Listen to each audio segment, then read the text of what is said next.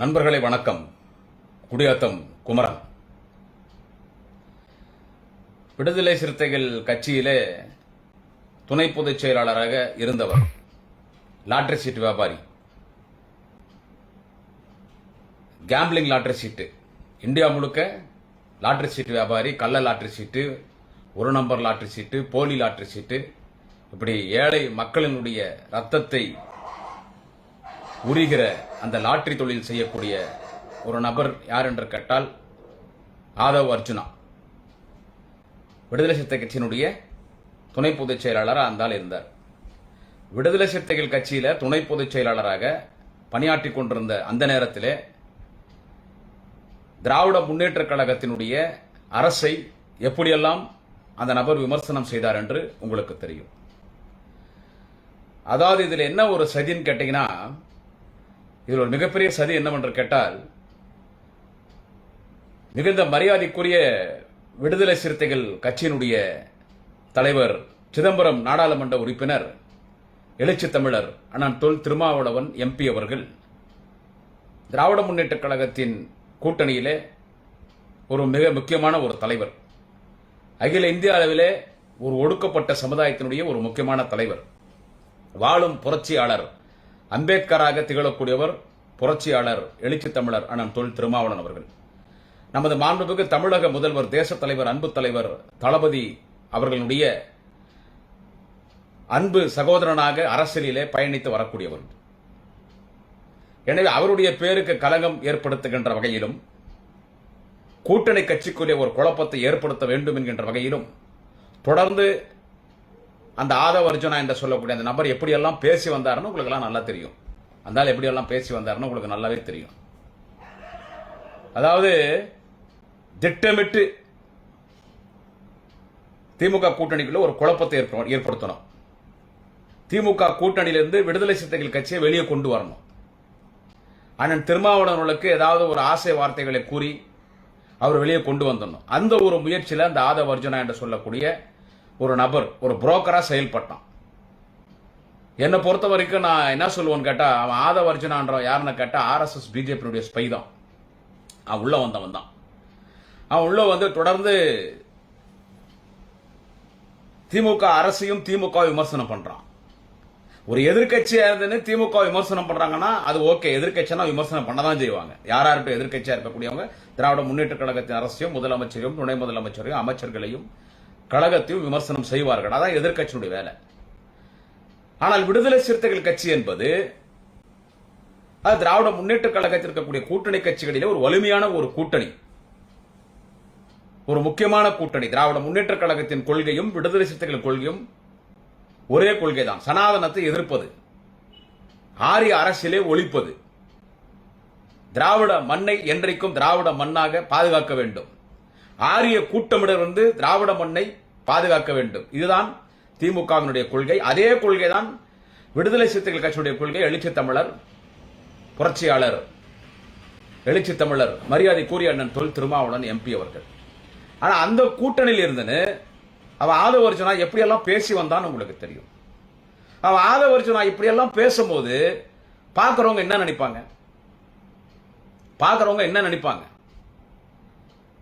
ஏன்னா பேசக்கூடிய நபர் வந்து ஒரு தனிப்பட்ட நபர் கிடையாது.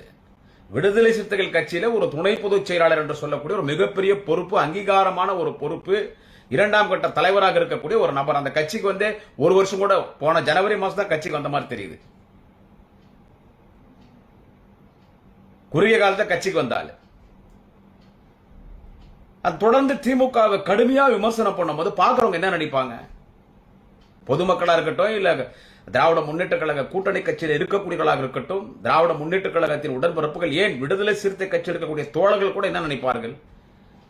ஓ, இவன் வந்து எழுச்சி தமிழர் அண்ணன் தொல் திருமாவளவன் சொல்லிதான் இவன் பேசுறான். ஏன்னா அந்த தலைவர் கூட இருக்கக்கூடியவன் ஒருத்தன் பேசுறான் போது, அந்த தலைவருக்கு அடுத்த பதவியில் இருக்கக்கூடிய ஒருத்தன் பேசுறான் போது யாரா இருந்தாலும் என்ன நினைப்பாங்க? இவன் எப்படிப்பா தன்னிச்சையா பேசுவான்?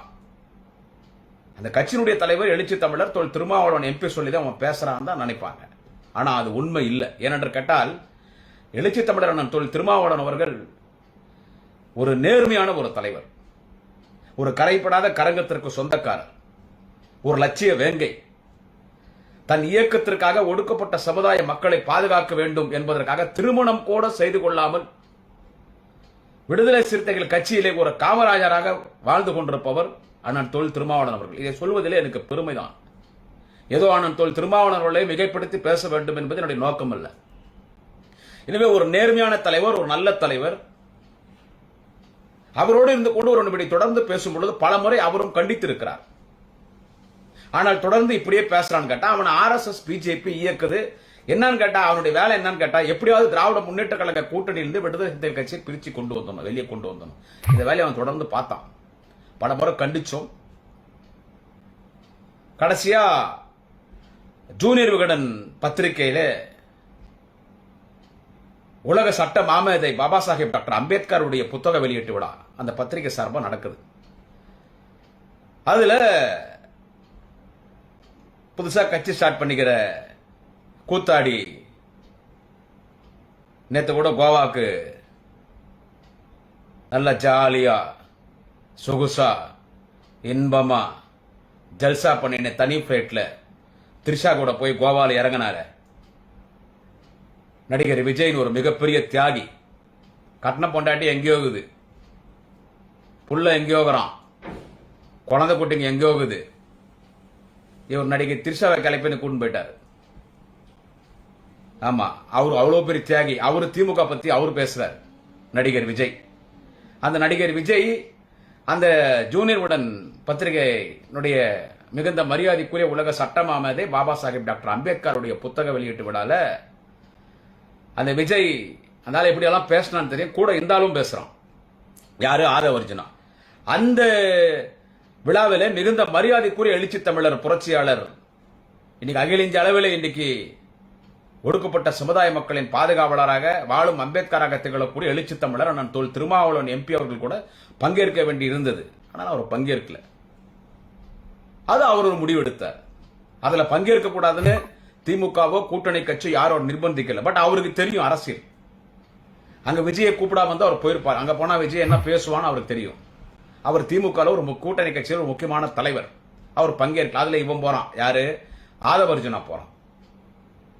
இவன் போகும்போதே எழுச்சி தமிழர் திருமாவளவன் சொல்லி அனுப்புறார். என்ன சொல்றாருன்னா, அரசியல் பேசக்கூடாது, நம்ம திமுக கூட்டணியில இருக்கிறோம், நம்ம 2026 திராவிட முன்னேற்ற கழகத்தின் கூட்டணியில தான் இடம்பெற போகிறோம், திமுக கூட்டணியில தான் நம்ம 2026 சட்டமன்ற தேர்தலை சந்திக்க போகிறோம், 2026 மீண்டும் 2வது முறை அண்ணன் தளபதி ஸ்டாலின் தான் தமிழ்நாட்டின் முதலமைச்சராக வரப்போகிறார். மக்களின் பேர் ஆதரவோடு 200க்கும் மேற்பட்ட தொகுதியிலே திமுக கூட்டணி வெற்றி பெறப் போகிறது. எனவே அதை மனதில் வைத்துக் கொண்டுதான் நீ போய் அந்த விழாவில் பேசணும். புரட்சியாளர் அம்பேத்கர், புரட்சியாளர் சட்ட மாமேதை பாபா சாஹேப் டாக்டர் அம்பேத்கர் குறித்து மட்டும்தான் நீ பேச வேண்டும், அங்கே அரசியல் எதுவும் பேசக்கூடாது என்று சொல்லி அனுப்புறார்.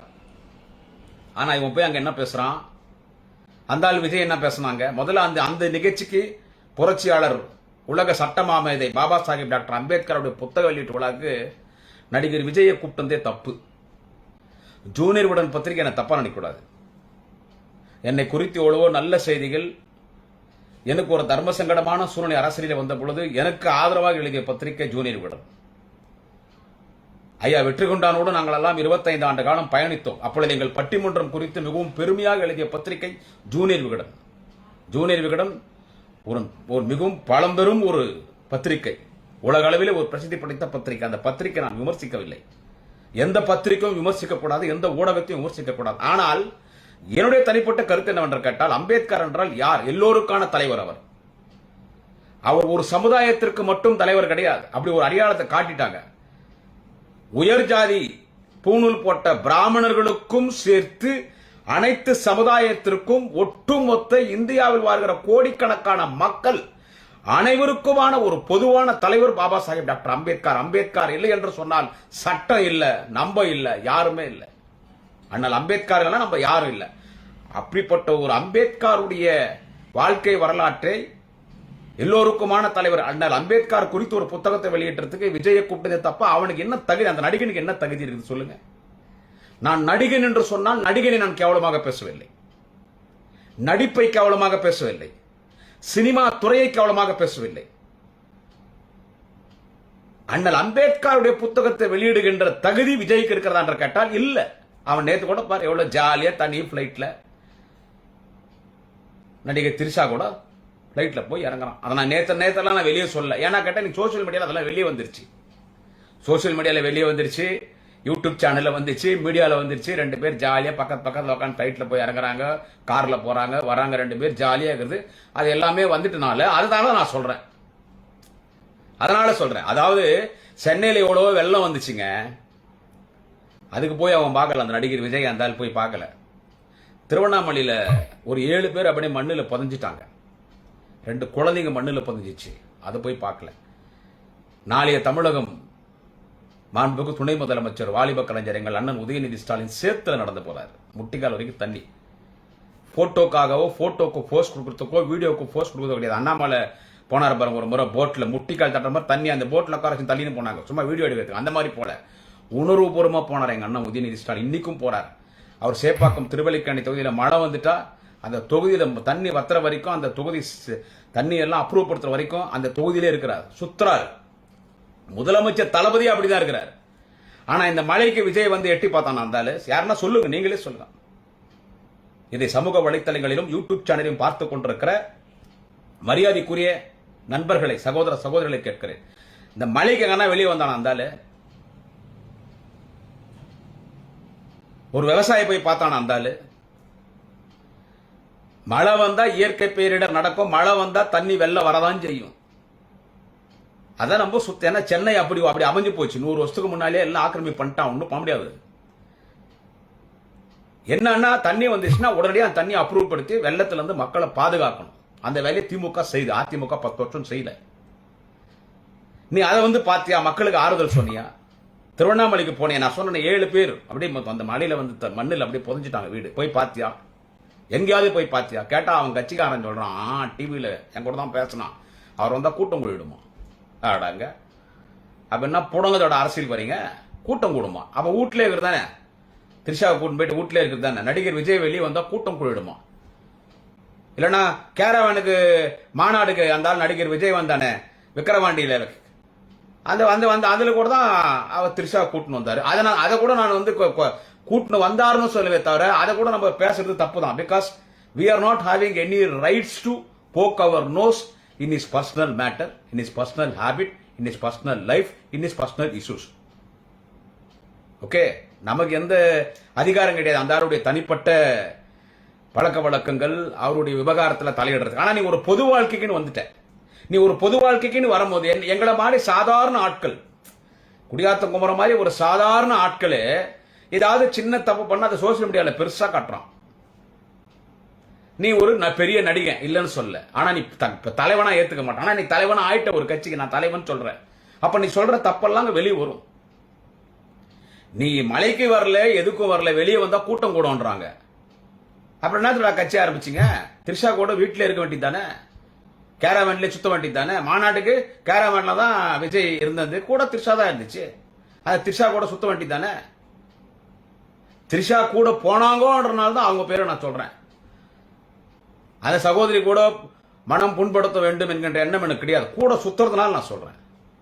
மனைவி கூட போனா யாரும் கேட்க போறது இல்லைங்க.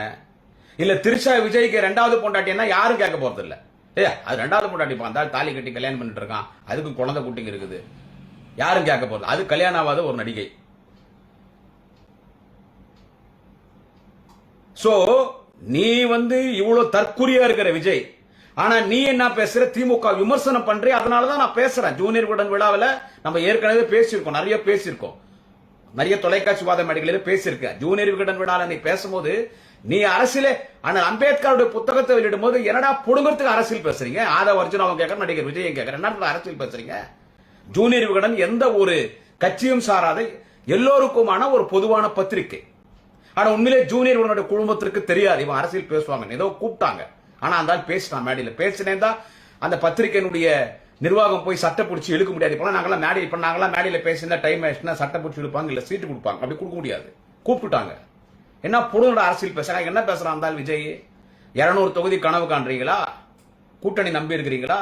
அவன் மாநாட்டில் பேசுறான் திராவிடம் சொல்லி ஒரு குடும்ப கொள்ளடிக்குதுன்னு. நீ இவ்வளவு பேசும்போது அப்ப நீ தூய்மையா இருக்கணும், எல்லா வகையிலும் நீ கரெக்டா இருக்கணும். நீ அங்கங்க நடிகை கிளப்பி நீ திரிஷா கூப்பிட்டு நீ பாட்டுக்கு நீ சுத்தி கேராமல்ல ஜல்சா பண்றவங்க உனக்கு என்னடா தகுதி திமுக பத்தி பேசுறதுக்கு? அதே மேடையில இவன் பேசுறான். யாருன்னு கேட்டா இந்த ஆதவர்ஜுனா பேசுறான். என்ன பேசுறான்னு கேட்டா மன்னராட்சி நடக்குது, இது என்ன மன்னராட்சியான்றான்.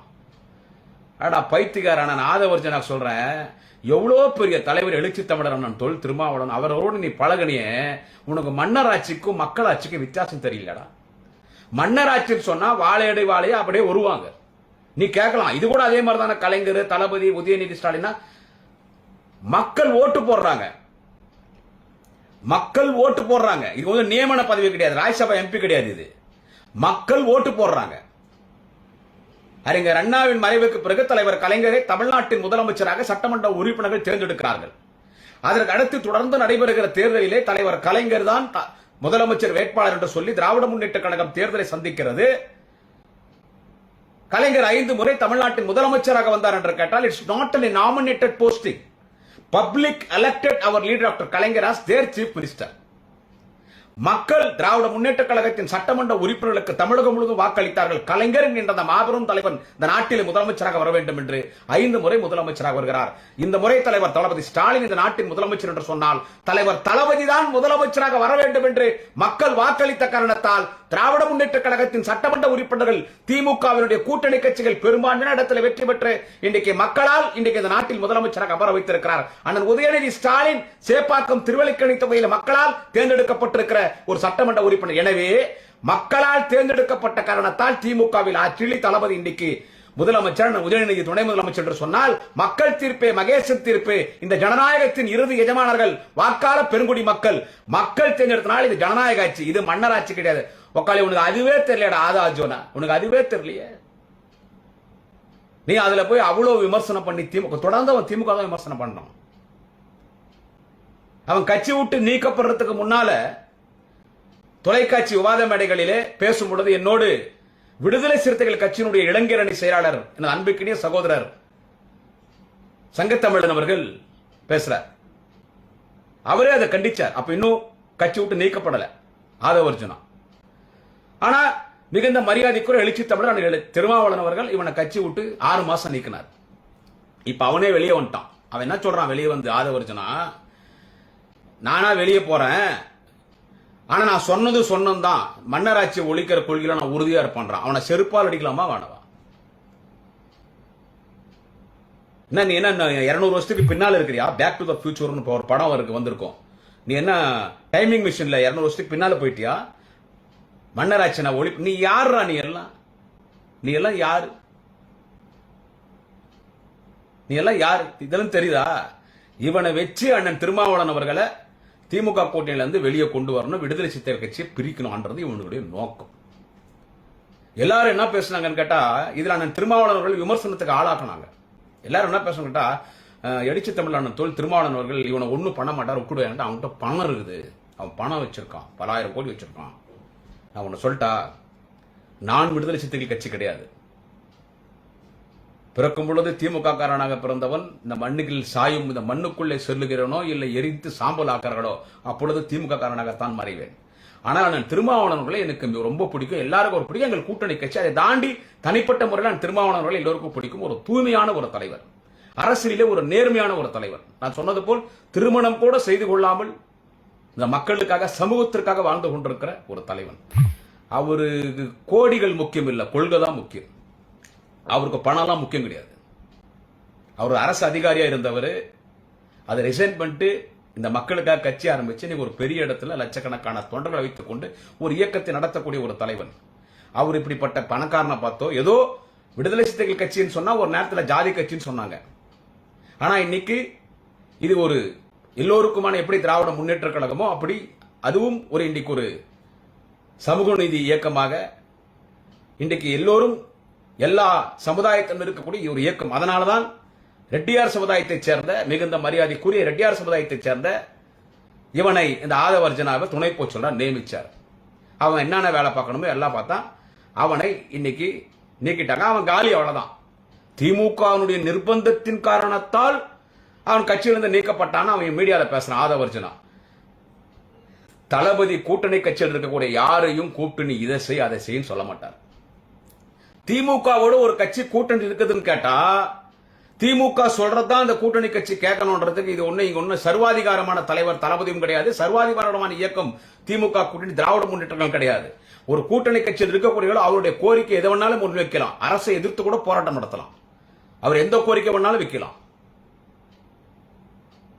திமுக கூட்டல் இருக்காங்கன்றதுனால கை கட்டி நாமாஞ்சாமி போன்ற அவசியம் கிடையாது. இது ஜனநாயக கூட்டணி, டெமோக்ரசி, டிஎம்கே டெமோக்ரசி அலைன்ஸ். திமுக ஒரு ஜனநாயக கூட்டணி. எனவே அவருக்கே தெரிஞ்சிச்சு இவன் பண்றது இவன் பேசுறது கூட்டணிக்கு இது ஆபத்து அப்படின்னு சொல்லி அவர் சஸ்பெண்ட் பண்ணார். ஆனா இது நடந்தது என்னன்னு கேட்டா இவன் விஜய் என்ன சொல்றது எல்லாம் சேர்ந்து போட்ட பிளான், எப்படியாவது அண்ணன் திருமாவளவன் நம்ம இழுத்துடலாமான்னு சொல்லி. ஆனால் அண்ணன் திருமாவளவன் அவர்கள் ஒரு கொள்கை இல்லாத தலைவர் அவர் கிடையாது. தேர்தலுக்கு இந்த தேர்தலில் இந்த கட்சி, அட்டை தேர்தல் அந்த கூட்டணி, என்ன சொல்றது பாட்டாளி மக்கள் கட்சி தலைவர் திரு டாக்டர் ராமதாஸ், திரு அன்புமணி ராமதாஸ் மாதிரி ஒரு தேர்தலுக்கு ஒரு கட்சியில போய் கூட்டணி சேர்றவங்க கிடையாது. ஏன்னா அவங்க ஒரு தேர்தலையும் ஒரு கட்சி கூட்டணிக்கு போறாங்க. இது உங்களுக்கே தெரியும். போன சட்டமன்ற தேர்தலில் அதிமுக கூட்டணி இருந்துச்சு, பாமக. இந்த தேர்தலில் பிஜேபியோட போனாங்க. ராத்திரி வரைக்கும் ஏடிஎம் கிட்ட பேசியிருந்தாங்க, காலையில பிஜேபி கிட்ட போயிட்டாங்க. அடுத்த எம்எல்ஏ எலெக்ஷன்ல விஜய் கிட்ட போவாங்களோ ஏடிஎம் கிட்ட போவாங்களோ அவங்க இஷ்டம், அது அந்த கட்சி சமாச்சாரம் நமக்கு தேவையில்லாத சொல்ல வருகிற செய்தி. அதுபோல் அவர்கள் போல் ஒரு கொள்கை இல்லாத ஒரு தலைவன் அண்ணன் திருமாவளவன் கிடையாது. ஒரு கொள்கையான ஒரு தலைவர், கொள்கை உணர்வோடு பணியாற்றக்கூடியவர் அண்ணன் எழுச்சி தமிழர் அண்ணன் திருமாவளவன் பலமுறை சொல்லிட்டார். ஒரு முறையும் நான் அங்க போயிடுவேன் இங்க போயிடுவேன்றாங்க. நான் உறுதியாக இருக்கிறேன், சனாதனத்தை நான் எதிர்க்கக்கூடியவன்.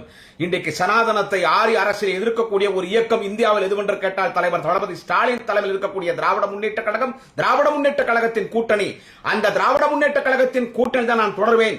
2026 விடுதலை சிறுத்தைகள் கட்சி திமுக கூட்டணியில் தான் தொடரும். ஒரு பத்திரிகையாளர் சந்திப்பிலும் நீங்க கூட்டணி இருக்குமா, நீங்க கூட்டணி இருப்பீங்களா, பத்திரிகையாளர் போட்டு கேள்வி கேட்பாங்க. நீங்க கூட்டணி இருப்பீங்களா, கூட்டணி இருப்பாங்களா, அவர் தெளிவா சொல்லிட்டார், தீர்த்து சொல்லிட்டார். இப்பயும் இறுதியா சொன்னார், உறுதியா சொன்னார். 2026 ஆண்டு நடைபெறுகிற சட்டமன்ற தேர்தலிலே விடுதலை சிறுத்தைகள் கட்சி திராவிட முன்னேற்ற கழகத்தின் கூட்டணியில் தான் தொடரும்.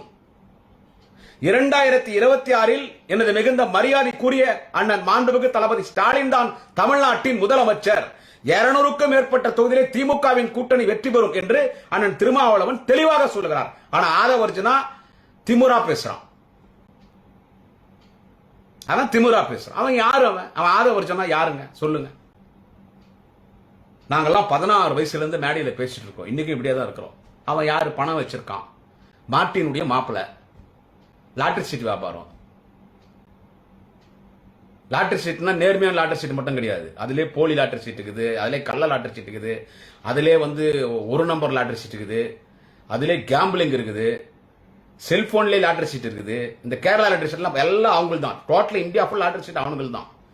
அவன் அப்படி பணம் சம்பாரிச்சவன். அவனுக்கு என்ன அரசியல வரலாறு இருக்குது? நான் ஆதவர்ஜனா சொல்றேன், தம்பிக்கு என்னோட வயசுல சின்ன தம்பி தான். தம்பி உனக்கு அரசியல்லாம் செட் ஆகாதுமா, ஆதவர்ஜனா உனக்கு அரசியல் எல்லாம் செட் ஆகாது. நீ போய் உன் லாட்டரி சீட் பார்த்த பாரு. ஒரு நேரத்தில் பார்த்தா தமிழ்நாடு லாட்டரி சீட் இருக்கும்போது பஸ் ஸ்டாண்டு, நான் கூட எங்க Gudiyatham bus stand, Vellore bus ஸ்டாண்ட்லாம் பார்த்து மீட்டிங் போயிட்டு வரும்போது பார்ப்பேன். சின்ன வயசுல ஒரு கார்ல வெளியே ஒரு 2 ஸ்பீக்கர் கட்டின்னு லாட்டரி சீட் வியாபாரம் பண்ண அவங்க உள்ள உட்காந்து மைக்கில் பேசியிருப்பான். அம்மா கைராசி மன்னன் திருச்சி KS ராமதாஸ் நேரடி விற்பனையிலே தமிழ்நாடு அரசு லாட்டரி சீட்டம்மா, தமிழ்நாடு அரசு லாட்டரி சீட்டம்மா. ஒரு லாட்டரி சீட்டு 10 ரூபாமா, 10 ரூபாமா, 10 ரூபாமா, 10 ரூபாமா. 2 கோடி ரூபாய் முதல் பரிசுமா. 10 ரூபாய் கொடுத்த லாட்டரி சீட் வாங்கம்மா, எங்க வண்டி நகர போதுமா, உங்க பையன் டாக்டராவோ இன்ஜினியரோ வக்கீலாவோ ஆகணும்னு சொன்னா ஒரு லாட்டரி சீட் வாங்கம்மா, 10 ரூபாமா. நாளைக்கு காலையில மாவட்ட ஆட்சித்தர் அலுவலகத்துல மாவட்ட ஆட்சித்தர் முன்னில குழுக்களமா லாட்டரி சீட்டுமா. 10 ரூபாய் கொடுத்த லாட்டரி சீட் வாங்கினா 1 கோடி ரூபாய், 2 கோடி ரூபாய், 50 லட்சம் ரூபாய், பல கோடி ரூபாய் வாங்கலாமா லாட்டரி சீட்டுமா. நாளை காலையில மாவட்ட ஆட்சித்தலைவர் முன்னணியிலே குழுக்கள் நடக்குமா. தமிழ்நாடு அரசு லாட்டரி சீட்டு திருச்சி KS ராமதாஸ் நேரடி விற்பனையிலே லாட்டரி சீட்டுமா. 10 ரூபாய் கொடுத்த லாட்டரி சீட்டுமா, வண்டி நகர போதுமான்னு ஒரு விளம்பரம் பண்ணி லாட்டரி சீட்டு தந்தாங்க இல்ல. அந்த மாதிரி நீ லாட்டரி சீட்டு உன் குலத்தொழில் பார்க்கறதுக்கு போடா நைனா. ஆதவர்ஜுனா உனக்கெல்லாம் அரசியல் செட் ஆகாது நைனா. உனக்கெல்லாம் யாரையோ எல்லாம் பேசி எவ்வளவோ பிரச்சனை சந்திக்கிறவங்க முடியாதுங்க. என்னது உனக்கும் பேச வேண்டியது பாரு. பணம் இருந்தா அது எங்க மயிருக்கு சமானம். உன் பணம் உன்னோட வச்சுக்கோ. அண்ணன் திருமாவளவன் பணம் எல்லாம் முக்கியம். இதெல்லாம் விடுதலை சிறுத்தைகள் கட்சி பேசுறாங்க நல்லா. அதை தெளிவா அண்ணன் சங்க தமிழன் அவர்கள் அதை தெளிவா பேசினார். அதே மாதிரி சட்டமன்ற விடுதலை சிறுத்தை கட்சியினுடைய சட்டமன்ற உறுப்பினர்கள் அதை தெளிவா பேசுறாங்க. விடுதலை சிறுத்தைகள் கட்சி என் பின்னால ஒரு தொண்டர்கள்லாம் என் பின்னால ஒருவன் இவன் சொல்றான். விடுதலை சிறுத்தைகள் கட்சி என்கின்ற ஒரு கட்சி உதயமானது அண்ணன் தொல் திருமாவளவன் அவர்களுக்காக. அங்கே லட்சக்கணக்கான தொண்டர்கள் இருக்கிறார்கள் என்று கேட்டால் அதற்கும் அண்ணன் தொல் திருமாவளவன் என்கின்ற அந்த ஒரு மாபெரும் தலைவனுக்காகத்தான் அங்க இருக்கிறார் என்று கேட்டால் உன்ன மாதிரி எத்தனோ கிள்ளுக்கிறீங்க வரும் போகும். உன்ன மாதிரி எத்தனோ கிள்ளுக்கிறீங்க வரும் போகும். இப்ப இவன் போய் பேரம் பேசுறான். ஃபர்ஸ்ட் ஏடிஎம் கிட்ட போய் பேரம் பேசினான். யார்கிட்ட? திரு எடப்பாடி பழனிசாமி அவர்களிடம் போய் பேரம் பேசினான். நான் ஏடிஎம்கே வந்துடுறேன், என்கிட்ட பணங்குது, ஆனா ரெண்டாவது இடம் நானு. இப்ப அந்த கட்சியினுடைய பொதுச் செயலாளர் திரு எடப்பாடி பழனிசாமி அவர்கள், அதுக்கு அடுத்த இடம் நானான்றான். அங்கே பல பிரச்சனை ஓடி நிக்குது. ஒரு பக்கம் அந்த ஜெயலலிதா கொலைக்கு, ஜெயலலிதா மரணத்துக்கு காரணமான அந்த திருடி ஜெயலலிதா பணத்தெல்லாம் கொல்ல ஜெயிலுக்கு போயிட்டு வந்தான் சசிகலா. அது ஜெயலலிதா வண்டி தான் பம்பளை சுத்தி நிக்குது. கட்சி என்கிட்ட வரும். ஒரு பக்கம் ஜெயலலிதா பணத்தை பூரா வச்சுட்டு இருக்கான் அந்த திருடன் டிடிவி தினகரன், அவன் ஒரு பக்கம் சுத்தி நிக்கிறான். ஒரு பக்கம் எங்க அண்ணன் பாவம் ஓபிஎஸ் கை கட்டி அமைதியா அவர் ஒரு பக்கம் சுத்தி இருக்கிறார். அங்கே நாளா இருக்குது. இதுல இவன் போய் கேட்கலாம் எடப்பாடி அடுத்து நானு. இப்ப எங்களுக்கு வந்த தகவல் என்னன்னு கேட்டா, இப்போ கோவால தனி பிளைட்ல போய்கிறார். இன்னும் ரிட்டர்ன் ஆனான்னு தெரியல. தம்பி விஜய் அவர்கள் திரிஷா விஜய் திரிஷா அந்த விஜய் கட்சியில பொருளாளரா. இப்போ பொருளாளர் முடிவு பண்ணிட்டாங்களாம். இவன்லாம் திமுக பத்தி பேசுறான். இவங்கெல்லாம் மன்னராட்சியை ஒழிச்சிடுவானுங்களாம், குடும்ப ஆட்சியை ஒழிச்சிடுவானுங்களாம். என்ன சார் சொல்றது? குடியாத்த கும்பர ஸ்டைல்ல சொன்னா என்கிட்ட விட்டா மடக்கி அறந்து போனா ஆற்காடி செருப்பாலே அடிப்பேன். இவனை பொறுத்து 10 நாளா இவனை குறித்து ஓடுனுக்குது டிவியில. இப்ப நாங்களும் வேற வழி இல்ல பாரு. இப்ப நான் என்ன பேசிட்டு இருக்கேன், அவனை பத்தி தான் நானும் பேசிட்டு இருக்கேன். எனவே விஜய் அவர் ஒரு மிக எம்ஜிஆரா? விஜய் என்ன எம்ஜிஆரா? புரட்சி தலைவர் எம்ஜிஆரா? கட்சி ஆரம்பிச்ச உடனே ஆட்சி வரத்துக்கு எம்ஜிஆரா இல்ல ஆந்திராவில் நாயுடுகாரா? என் டி ராமராவ். நாயுடுகாரனா அவரை சொல்றேன். என் டி ராமராவ் தேவுடா கட்சி ஆரம்பிச்சோன்னா ஆட்சிக்கு வந்தார். தமிழ்நாட்டில் எம்ஜிஆர் வந்தார். மீது இந்தியாவில் எத்தனை நடிகை கட்சி ஆரம்பிச்சான், இருக்கிற இல்லாத போயிட்டான். பலமுறை சொல்லிட்டேன். தம்பி விஜய்க்கு சொல்றேன், சிரஞ்சீவி மாதிரி ஒரு நடிகர், சிரஞ்சீவி கால் செருப்பு தூசிக்கு கூட நடிகர் விஜய் எல்லாம் சமம் கிடையாது. மிகப்பெரிய ஸ்டார். ஆந்திரால திருப்பதியில கட்சி ஆரம்பிக்கிறார். பிரஜாராஜ்யம் ஒரு கட்சி ஆரம்பிக்கிறார். விஜய் வந்த கூட்டம்னா மயிறு. அங்க நடிகர் விஜய்க்கு கூட்டின கூட்டத்துல ஒரு மடங்கு கூட கிடையாது, பல மடங்கு கூட்டம். இதை விட 10 மடங்கு கூட்டம் கொடுச்சு சிரஞ்சீவிக்கு. எடுத்த உடனே கிட்டத்தட்ட 30 எம்எல்ஏ ஜெயிக்கிறார் அட் எ டைம். கட்சி நடத்த முடியாம காங்கிரஸ் போனாரு. இப்போ அந்த கட்சி அங்க பவன் கல்யாண், அவன் ஒரு லூசு, அங்க ஒரு துணை முதலமைச்சர் பவன் கல்யாண் சொல்லி அவங்ககிட்ட அந்த கட்சி ஒப்படைச்சிட்டு போயிட்டு, அவங்க தம்பி தான், சிரஞ்சீவி தம்பி தான் அது. யோ புரட்சி கலைஞர் கேப்டன் விஜயகாந்த் விடவையா தங்கமான மனுஷையா, தங்கமான மனுஷன். அந்த கட்சி எங்க பாவம் ஒரு உடல்நிலை சரியில்லாம இறந்துட்டு, அவரெல்லாம் இறந்துக்கூடாது, அதெல்லாம் உயிரோடு இருந்திருக்கணும். 100 ஆண்டுகள் வாழ்ந்திருக்க வேண்டும் அண்ணன் புரட்சி கலைஞர் விஜயகாந்த் அவர்கள். நம்ம குடியாத்த மாப்பிள்ள தான். அந்த கட்சி இன்னைக்கு தொகுதி ஒரு 1000 ஓட்டு இல்லை. நான் கர்நாடகாவில் பெரிய பெரிய நடிகர்லாம் கட்சி ஆரம்பிச்சான், எங்க போனான்னு தெரியல. என்ன சொல்றது? சிவாஜி கட்சி ஆரம்பிச்சார், என்னாச்சுன்னே தெரியல. பாக்யராஜ் கட்சி ஆரம்பிச்சார். இவங்கெல்லாம் கொடி கட்டி பிறந்த நடிகர்கள். இப்ப சினிமால ஜெயிக்கிறது பெருசு இல்ல, அப்ப சினிமால ஜெயிச்சாங்க. டி ராஜேந்திரன் சகலகலா வல்லவன், எல்லா திறமை படைத்தவன் யார் என்று கேட்டால் டிஆர். அவர் கொள்கை பொறுப்பு செயலாளராக இருக்கும் போது தான் நான் திமுக எனக்கு பேச்சாளர் அங்கீகாரத்தை கொடுத்தது டி ராஜேந்திரன் தான். எனக்கு 1997 ஆண்டு டிஆர் பூங்கா நகர் சட்டமன்ற உறுப்பினர், திமுக கொள்கை பொறுப்பு செயலாளர், கட்சி ஆரம்பிச்சார். அவர் என்ன ஆனார்னு தெரியல. இப்படி பலர் ஆல் இண்டியா லெவலில் பலரை சொல்லுவேன். ஒரு நடிகன் கட்சி ஆரம்பிக்காம நடிப்பு வேலை மட்டும் பார்க்குற ஒரே ஒரு ஸ்டேட் எதுன்னு கேட்டா கேரளா மட்டும்தான். மீது எல்லா ஸ்டேட்ல எல்லாருமே கட்சி ஆரம்பிச்சவன் தான், அட்ரஸ்க்கு இல்லாத போயிட்டான். இதுல நீ இப்போ நடிகர் விஜய் கட்சி ஆரம்பிச்சு நீ திமுக குறை சொல்லிக்கின்னு, குறை சொல்றோம் ஏடிஎம்கே குறை சொல்ல வேண்டியதானே. ஊழல்னு நான் நடிகர் விஜய் பல முறை சொல்லிட்டேன். ஊழல்னு பேசணும், யாரை பேசணும்? ஒரு முதலமைச்சராக இருக்கும் பொழுது ஒரு முறைக்கு 2 முறை தண்டனை பெற்று முதலமைச்சர் பதவி இழந்து சிறைக்கு சென்றவர் யார் என்று கேட்டால் மறைந்த அம்மையார் செல்வி ஜெயலலிதா.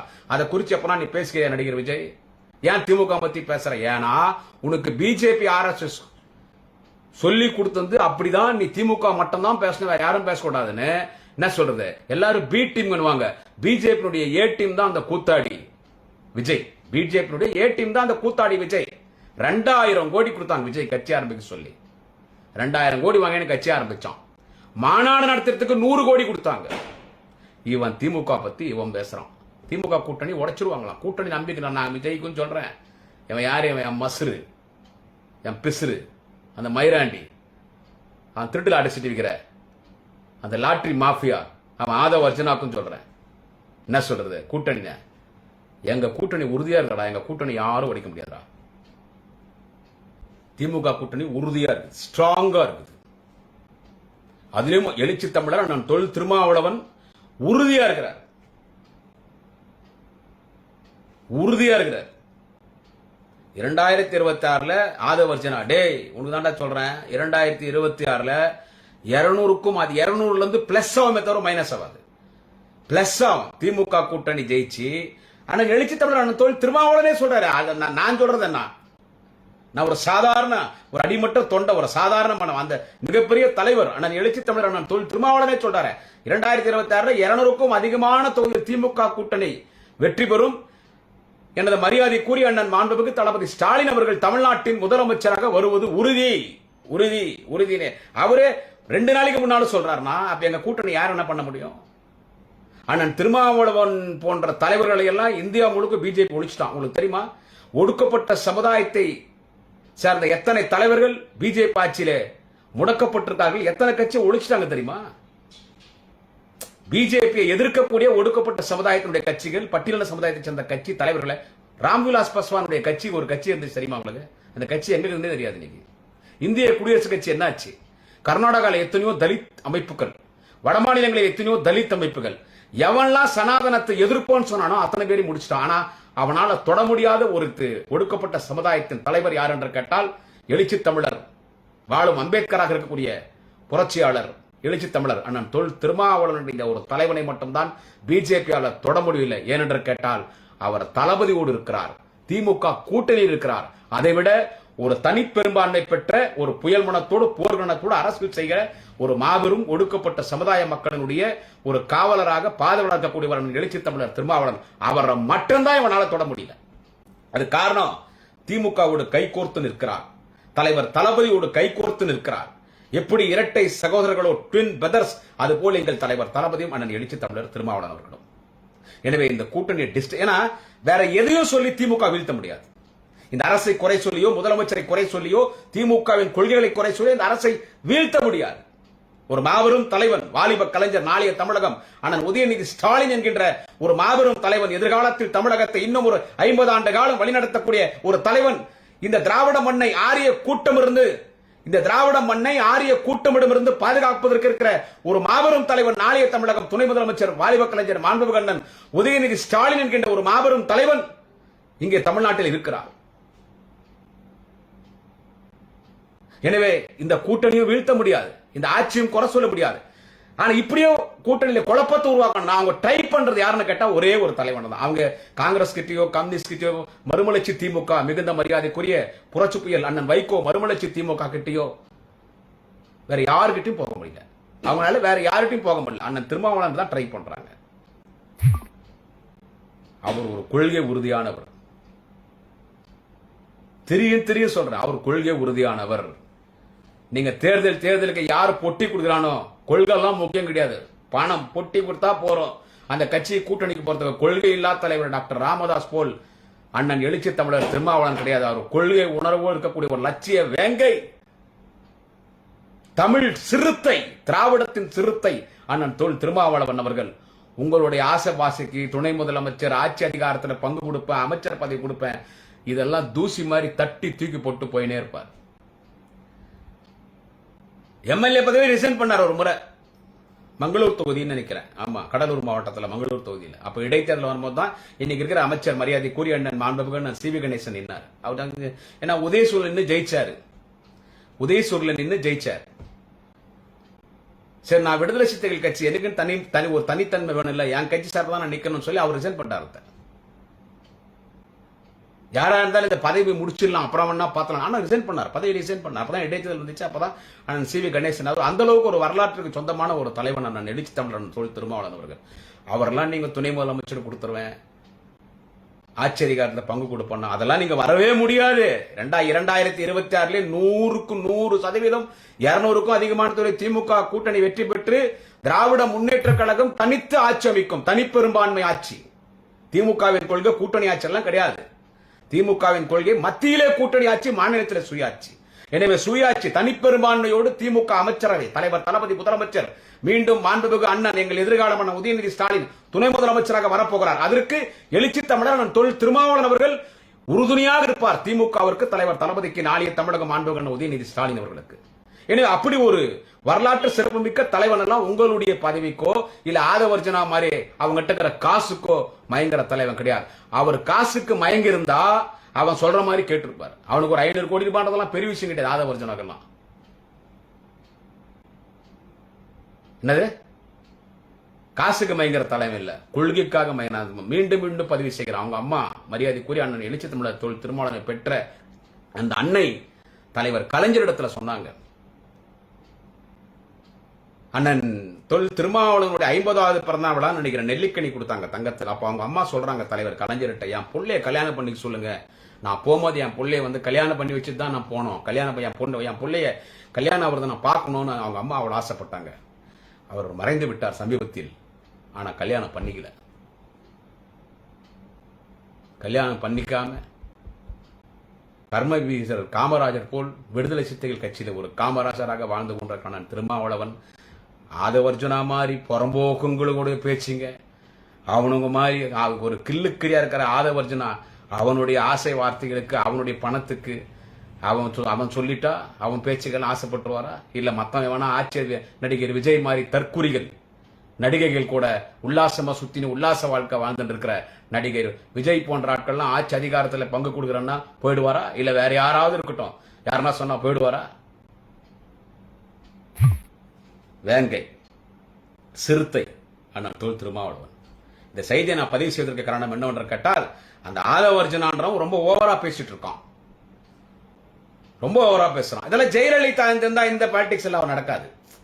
தட்டி அந்த அம்மா தூக்கி குப்பத்தொட்டை போட்டு போயினே இருக்கான். தளபதி சர்வாதிகாரி கிடையாது, ஜனநாயக தலைவர். ஜெயலலிதா இருந்தா அடி ஒரே மரணடி தலைமையில ஒரே அடி தான் முடிஞ்சு போச்சு கதை. அவன் ஒண்ணு கஞ்சா கேஸ்ல உள்ள போனா இல்ல இந்த ஸ்டேட்டை விட்டே ஓடிடணும். நான் சொல்ற மாதிரி தமிழ்நாடு அரசு லாட்டரி சீட்டமா கைராசி மன்னன் திருச்சி KS ராமதாஸ் நேரடி உறுப்பினர் தமிழ்நாடு லாட்டரி சீட்டமா ஒரு சீட் 10 ரூபாய் எங்க வண்டி போகும்போது அவன் போய் பேசணும். இப்ப அந்த வேலை தான் நீ பாரு போயின்னு சொல்றேன் நான் ஆதவர்ஜுனாக்கு. அதனால தம்பி ஆதவர்ஜுனா, என்ன இந்த வேலை எல்லாம் எங்க தமிழ்நாடு வச்சுக்காதப்பா, ஆந்திராக்கு போறியா போய் லாட்டரி சீட் வியாபாரம் பாரு. என்ன சொல்றது, நீ விஜய் கட்சிக்கனா போ இல்ல ஏடிஎம்கனா போ, நீ எங்க போனாலும் அவனை பெட்டா வக்காளி உன்னால மயூர கூட புடுங்க முடியாது. போ, உன்னால முடிஞ்சது பாத்துக்கு போ. அவன் விஜய் கூட போறியா போ, ஒரு 500 கோடி கொடு, பிளைட்ல உனக்கு இடம் கொடுப்பான்.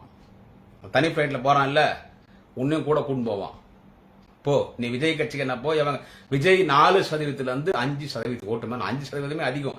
அந்த 4% 5% கூட விஜய் வாங்க போற ஓட்டு யாருடைய ஓட்டுன்னு கேட்டா, ஐயோ பாவம் சீமான் சாமான் இல்ல, அந்த ஓட்டை தான் வாங்க போறான் விஜய். வேற பைரோனி புடுங்க முடியாதா திமுக. இந்த தேர்தல் வரைக்கும் ஆடுங்க எல்லாரும், அதன் பிறகு யாருமே அட்ரஸ் இல்லாத போயிடுவீங்க. திமுக தொடர்ந்து விமர்சனம் பண்ற யாரா இருக்கட்டும், முக்கியமா சொல்றேன் நான் தைரியமா, எவ்வளவு தைரியமா நான் சொல்றேன், 2026 தேர்தலோட பாட்டாளி மக்கள் கட்சியினோட ஒரு கட்சி அட்ரஸ் இல்லாத இடத்துக்கு போயிடும். இந்த தொண்டை அப்பாவி அந்த தொண்டை உழைச்சான் 30 வருஷமா உழைக்கிறான் தொண்டை. காசை பொண்டாட்டி கழிச்சிருக்கிற நகை நெட்டு தாலி எல்லாம் அடமான வச்சு டாக்டர் ஐயா சின்னையான் அழிச்சழிச்சு நடுரோட்டு வந்துட்டான். வன்னீர் சங்கத்தினுடைய சொத்தெல்லாம் கொள்ளை அடிச்சிட்டானுங்க. அந்த ஒரு ஆதங்கத்தை தொடர்ந்து அவங்கள பத்தி பேசுறது. திமுக நீ எதிர்க்கிறியா, தொடர்ந்து எதிர், நான் வேணான்னு சொல்ல. மக்கள் ஓட்டு போட்டா நீ வா, ஆனா ஒரு கொள்கை இல்லாம எனக்கு பணம் தான் முக்கியம், காசு தான் முக்கியம். என் கட்சிக்காரன் எம்எல்ஏ ஆறானோ இல்லையோ, எம்பி ஆறானோ இல்லையோ, மந்திரி ஆனானோ இல்லையோ, எனக்கு நீ பணம் கொடுக்குறியா, பணம் கொடுத்தா நான் எங்க வேணாலும் வரத்துக்கு தயாருன்னு அவன் சுத்தரான் பாரு. அந்த கட்சி எல்லாம் காலியாயிடும். திமுக மட்டும்தான் இருக்கணும்ன்றது நோக்கம் இல்லை. எந்த கட்சியில் நியாயமா இல்லை. மக்களுக்காக உழைக்கிற ஒரு தலைவன் யார் என்று கேட்டால் வாழும் கலைஞர் தலைவர் கலைஞரின் இதயத்தை இரவலாக பெற்றிருக்கிற தலைவர் தளபதி ஸ்டாலின் என்கின்ற அந்த மாபெரும் தலைவன். அதனால்தான் எழுச்சி தமிழர் அண்ணன் தொல் திருமாவளவன் திமுக கூட்டணியிலே அவர் தொடர்கிறார். இந்த நாட்டுக்கு ஒரு நல்ல தலைவன், இந்த நாட்டை வழிநடத்துவதற்கு ஒரு நல்ல தலைவன் யார் என்று கேட்டால் தளபதி ஸ்டாலின் என்கின்ற இந்த ஒரு தலைவன் தான். இதைவிட ஒரு சிறந்த தலைவன் யாராக இருந்தால் நான் அங்கே செல்ல தயார். யாரும் இல்லையே. அதனால நான் திமுக கூட்டணி தொடர்பில் மக்களின் நலனை கருதி, இதனால் தான் நான் திருமாவளவன் இங்கே இருக்கிறார். எனவே ஆதவர்ஜுனா, நீ என்ன அவ்வளவு பெரிய தலைவனடா? விஜயை தட்டி தூக்குறோம் பாடுறா, இந்த எலெக்ஷன்ல. ஆனாப்பட்ட ஆஹா மிகப்பெரிய கட்சி திமுக அடுத்த அண்ணா திமுகவே இன்னைக்கு என்ன பண்றதுன்னு தெரியாம தத்தடிச்சிட்டு இருக்குன்னா நீங்கெல்லாம் யாருடா? நீங்கெல்லாம் யாரு? எனவே நான் சொல்றேன், ஆதவர்ஜனா சொல்றேன், அடக்கி பேசு. ரொம்ப ஓவரா பேசாத. என்ன சொல்றது? அடக்கி பேசு. நீ எல்லாம் ஒரு மயிரோட திமுக யாரையோ பார்த்த கட்சி, எவனையோ பார்த்த கட்சி. உனக்கு இவ்வளவு டைம் ஸ்பெண்ட் பண்றதே பெரிய விஷயம். என்ன சொல்றது? யார் அவன் விஜய் சொல்லி தான் இவ்வளவு பேசி நிக்கிறியா? அவனை நம்பாத நைனா. திடீர்னு திரிஷா வந்தா பிளைட் ஏறி போயிடுவான். நீ நடு ரோட்ல தான் நிக்கணும். என்னது? அதனால் 2026 திமுக 200க்கும் அதிகமான தொகையில் வெற்றி பெற்று திமுக தனிப்பெரும்பான்மையோடு ஆட்சி அமைக்கும். தளபதி தான் மக்களின் பேர் ஆதரவோடு முதலமைச்சர். நாளைய தமிழகம் வாலிப கலைஞர் அண்ணன் உதயநிதி ஸ்டாலின் தான் மீண்டும் துணை முதலமைச்சர். எதிர்காலத்தில் தமிழ்நாட்டின் முதல்வராக அண்ணன் உதயநிதி ஸ்டாலின் வருவார். 2026 திமுக ஆட்சி அமைவதற்கு பக்கபலமாக திமுக கூட்டணி கட்சிகள் எல்லா கட்சிகளும், காங்கிரஸ் பேரியக்கம், மறுமலர்ச்சி திராவிட முன்னேற்ற கழகம், விடுதலை சிறுத்தைகள் கட்சி, இந்திய யூனியன் முஸ்லீம் லீக், மார்க்சிஸ்ட் கம்யூனிஸ்ட், இந்திய கம்யூனிஸ்ட், அண்ணன் ஜவஹர்லாலுடைய கட்சி, எல்லா கட்சி இப்ப இருக்கிற கூட்டணி அப்படியே இருக்கும். ஆனா மரியாதைக்குரிய அண்ணன் வேல்முருகன் மட்டும் ரொம்ப ஓவரா பேசிட்டு இருக்காரு. என்னன்னு தெரியல. 2 நாளைக்கு 3 நாளைக்கு கூட நான் பேசும்போது கூட அவர் நம்ம கூட்டணி தான் தொடர்வார்னு பேசினேன். அவர் கூட்டணி கட்சியில் இருக்கிறார். அதனால அண்ணன் வேல்முருகன் அவர்கள் மீது எனக்கு என்றைக்கும் நிறைய மரியாதை உண்டு. நாங்கெல்லாம் தொலைக்காட்சி விவாத மேடைகள்லாம் நிறைய பேசியிருக்கிறோம். அவரு பேசுறாரு. அவர் ஏன் அண்ணன் வேல்முருகன் இப்படி பேசுறாரு நிறைய பேர் என்ன கேட்பாங்க. அவர் பேசுறதுக்கு காரணம் இருக்குது. மரியாதைக்குரிய அண்ணன் தமிழர் வாழ்வு வேல்முருகன் இவ்வளவு பேசுறாரு, திமுக கவர்மெண்ட்டை எதிர்க்கிற மாதிரி பேசுறாருன்னு கேட்டா அது உள்ளத்துல இருந்து பேசல. ஏன் பேசுறா சொல்லிட்டா நான் சொல்லிட்டா ஏன் பேசுறாரு? இந்த பதிவுல பேசிடுவோம். அண்ணன் வேல்முருகன் திமுகவை எதிர்க்கிறாரே, சட்டமன்றத்தில் ஓவரா பேசுறாரு. அவருடைய பேச்சு கூட அவை குறிப்பிலிருந்து நீக்க வேண்டிய ஒரு சூழ்நிலை. ஏன் அவர் இப்படி ஓவரா பண்ணிட்டு இருக்காரு? எல்லாரும் கேட்கறாங்க. இந்த நம்ம கூட்டணியில நம்மனால தானே ஜெயிச்சாரு. பண்ருட்டி தொகுதியில உதய சூழ்நிலை அவர் ஜெயிச்சிருக்க முடியுமா, டெபாசிட் வாங்கிக்க முடியுமா பேசுறாங்க. பட் அவர் ஏன் பேசுறாருன்னு நான் சொல்லிட்டா, இப்போ இந்த 10.5% வச்சு அரசியல் பண்ணி நிக்குது பாட்டாளி மக்கள் கட்சி. 10.5% கேட்கறது தப்பு நான் சொல்ல. அது வன்னியர் சமுதாயத்தின் மக்களுடைய உரிமை. 10.5% என்பது வன்னியர் சமுதாய மக்களுடைய உரிமை. மிகவும் பிற்படுத்தப்பட்ட சமுதாயத்தினுடைய இளைஞர்களுக்கு வேலை வாய்ப்புக்கு கல்வி வேலை வாய்ப்பில 10.5% வேண்டும். அது உரிமை, கேட்பது நியாயம்தான். அதற்கு பல வழிமுறைகள் இருக்கிறது. ஆனா கடந்த அதிமுக ஆட்சியிலே வன்னியர் சமுதாயத்தின் மக்களை ஏமாற்றியது யார் என்று கேட்டால் முன்னாள் முதலமைச்சர், இந்நாள் எதிர்க்கட்சி தலைவர், அதிமுக பொதுச்செயலர் திரு எடப்பாடி பழனிசாமி பொய் சொல்லிட்டார். தேர்தல் கமிஷன் தேர்தல் அறிவிக்கிறதுக்கு 2.5 மணி நேரத்துக்கு முன்னால 10.5% நான் கொடுத்துட்டேன் வன்னியர்களுக்குன்றார். அப்படி கொடுக்க முடியாது. நிறைய அதுக்கு வழிமுறைகள் இருக்குது. அது சட்டமன்றத்தில் பேசும்போது தமிழகத்தின் முதலமைச்சர், தேச தலைவன், மாண்புமிகு தலைவர் தளபதி அவர்கள் தெளிவா சொன்னார். நீங்க சும்மா சொல்லிட்டு போயிட்டீங்க ஒரு வழிமுறை இல்லாம. அது இன்னைக்கு நீதிமன்றத்துக்கு போயிட்டாங்க. எடப்பாடி பழனிசாமி எப்ப சொல்றாரு? இதை நான் 100 முறை பேசிட்டேன். 24ஆம் தேதி டாக்டர் ராமதாஸ் போராட்டம் அறிவிச்சிருக்கார். மாவட்ட தலைநகரங்கள்ல, வட்ட தலைநகர்லாம் போராட்டம் அறிவிச்சிருக்காரு. போராட்டம் தப்பு கிடையாது. ஜனநாயகத்தினுடைய நாட்டிலே போராடலாம். ஆனா அந்த போராட்டமே வேஸ்ட். அதுக்கு நிறைய வழிமுறைகள் அவருக்கும் தெரியும். அவர் என்ன பண்றது? வன்னிய மக்களை ஏமாத்தணும், ஓட்டு வாங்கணும், கொட்டி வாங்கணும், அதனால பண்றார். எடப்பாடி பழனிசாமி 10.5% ஏங்க 10.5% எடப்பாடி பழனிசாமி எலெக்ஷனுக்கு 2.5 மணி நேரம் எலெக்ஷன் கமிஷன் தேர்தல் அறிவிக்கும் போது அவருக்கு தெரியும் ஒரு முதலமைச்சர் தெரியாதா என்ன? எலெக்ஷன் கமிஷன் தமிழ்நாடு சட்டமன்ற பொது தேர்தலை அறிவிப்பதற்கு 2.5 மணி நேரத்திற்கு முன்பு 10.5% கொடுத்துட்டோம். அப்படி சொல்லி 2.5 மணி நேரத்தில் தேர்தல் கமிஷன் தேர்தல் அறிவிச்சிருச்சு. வன்னியர் சமுதாயத்தின் மக்கள் ஓட்டு போட்டாங்க. இல்லைன்னா எவ்வளவு எம்எல்ஏ ஜெயிச்சு முடியாது, ஓட்டு போட்டாங்க. ஆனா சொன்னது மக்களை ஏமாச்சிட்டாங்க. அதை சும்மா சொல்லக்கூடாது.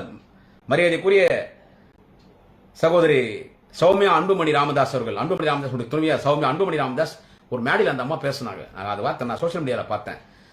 தேர்தல் கமிஷன் தேர்தல் அறிவிக்கிறதுக்கு 2.5 மணி நேரத்துக்கு முன்னால அன்றைய முதலமைச்சர் திரு எடப்பாடி பழனிசாமி 10.5% ஓட்டுக்காக சும்மா சொல்லிட்டாரு.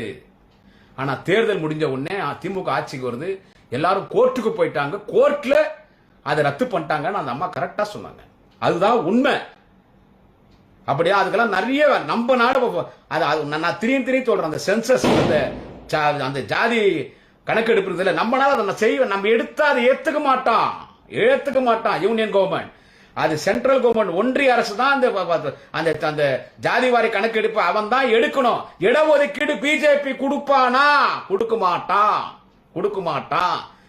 இது டாக்டர் ராமதாஸ்க்கும் தெரியும், டாக்டர் அன்புமணி ராமதாஸ் தெரியும். ஊரை ஏமாத்துறாங்க. வன்னிய மக்களை ஏமாத்தி தானே அப்பனும் புள்ளையும் பொழைச்சிட்டு இருக்காங்க. ஊரை ஏமாத்துறாங்க. சோ இதே வன்னிய சமூகத்தினுடைய தலைவர் தான் திரு அண்ணன் வேல்முருகன் அவர்கள். அவர் இப்ப சைலண்டா இருந்துட்டாருன்னா இப்ப இவங்க 10.5 அப்பனும் புள்ளியும் இதை வச்சு ஊரே அமைச்சு அரசியல் பண்ணிருக்காங்க. இப்ப வேல்முருகன் அவருக்கும் தெரியும், படிச்சவர் தான் அவரும். அண்ணன் வேல்முருகன் படித்தவர், அவரும் ஒரு சீனியர் தான். அவருக்கு தெரியாது? இப்படி நினைச்ச உடனே கவர்மெண்டால கொடுக்க முடியாது, அது நிறைய வழிமுறை அவருக்கும் தெரியும். ஆனா வன்னிய சமுதாயத்தின் மக்களை பேரை சொல்லி இன்னைக்கு எத்தனையோ ஆயிரம் கோடி லட்சம் கோடி கூட நெருங்கிட்டு இருக்கோம் நினைக்கிறேன். இன்னைக்கு குளிர் காஞ்சிட்டு இருக்காங்க அப்பனும் புள்ளியும். அதே வன்னிய சமூகத்தின் மக்களுடைய தலைவராகத்தான் அண்ணன் வேல்முருகன் இருக்கிறார். இப்ப அவரு இந்த அரசியல் பண்ணலன்னா வன்னிய மக்கள் என்ன பண்ணுவாங்க? பார்ப்பா, நம்ம டாக்டர் ஐயா போராடுறாரு, வேல்முருகன் நம்ம சமூகத்தை சேர்ந்தவர், நம்ம சமூகத்தின் தலைவர் சும்மா இருக்காரு, திமுக கூட போயிட்டாருன்னு பேசுவாங்க இல்ல அவரை. அதனால அவர் ஏதோ ஒண்ணு இந்த கவர்மெண்ட்டை நம்மளும் எதிர்க்கணும் சொல்லி எதிர்க்கிறாரே தவிர உள்ளத்தை அவ்வளவுலாம் எதிர்க்கல. அவ்வளவுதான். நான் கிளீனா பேசிட்டேன்.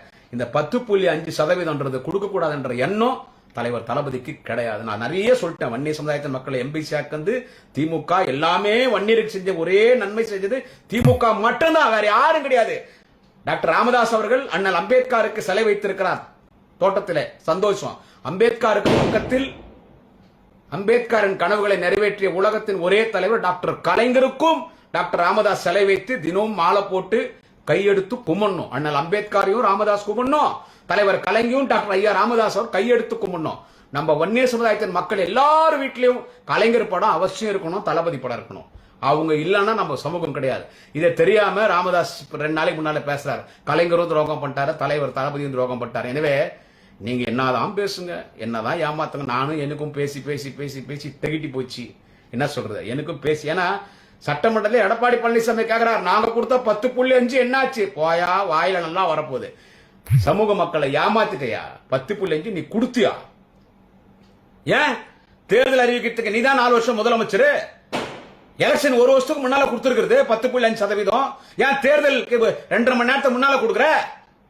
உனக்கு தெரியும் 1 வருஷத்துக்கு முன்னால் நான் கொடுத்தனா 2 மாசத்துல கோர்ட்டுக்கு போயிடும், ரத்த ஆயிடும், அப்புறம் பேர் கட்டணும். அதனால கரெக்டா எலெக்ஷன் அறிவிக்கிற அன்னைக்கு நம்ம கொடுத்து ஓட்டு வாங்கிக்கலாம்னு மக்களை ஏமாத்திட்ட. அதை நீ சட்டமன்றத்தில் கேட்கிற.